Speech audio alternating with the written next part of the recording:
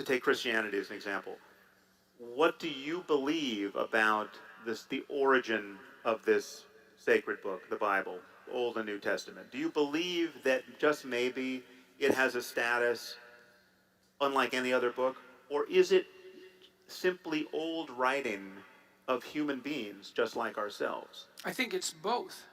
Okay, so but so what does that mean? That you're saying that there's somebody who's taking dictation that is unlike any other dictation. So Homer, though creative, or Shakespeare, though creative, was doing something else. Sources of inspiration. Okay, but but everyone's been inspired. If you talk to creative people, yes, they often describe themselves as something approximating a conduit through which higher wisdom is pouring. Again, you're dodging.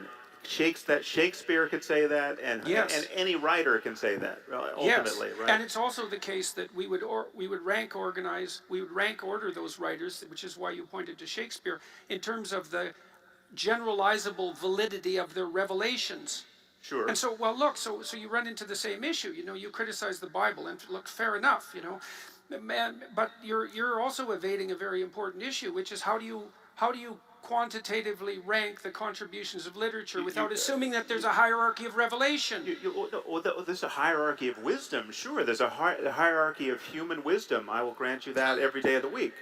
But But we're talking about primates like ourselves having conversations, and this is the most important game we can play. I mean, this is the best game in town, and it has always been so.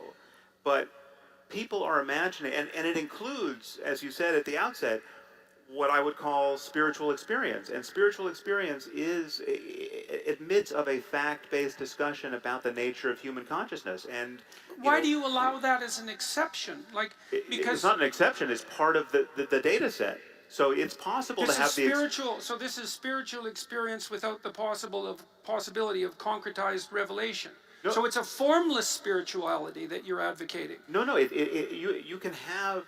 I'm not even discounting the possibility that there are invisible entities out there in the universe far smarter than ourselves who we could possibly be in dialogue with.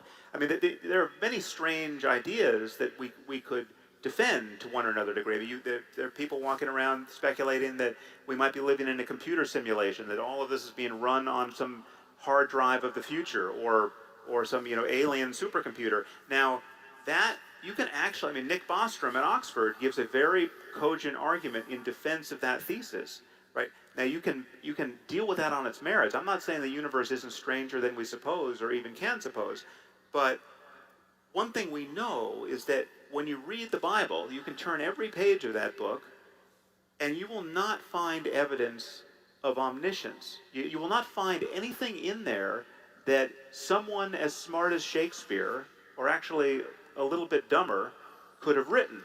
No, right? I don't think that's true, Sam. There are incredibly whatever else you might say about the biblical writings, there are incredibly potent narratives embedded within them. It's impossible to write something, virtually impossible to write something like Cain and Abel. It's a paragraph long. You're saying the Shakespeare of 3,000 years ago couldn't have written Genesis? He couldn't have written Cain and Abel, not in 10 sentences. So then, Cain and Abel is 10 sentences long. So then, and it contains more wisdom than you can dig out in a lifetime. So now we're getting to the nub of it. Then you think that was not the product of a human mind? I think it was the product of a vast collection of human minds working over millennia. Okay, so we have a committee of Shakespeare's. So, but still, we're just dealing with people.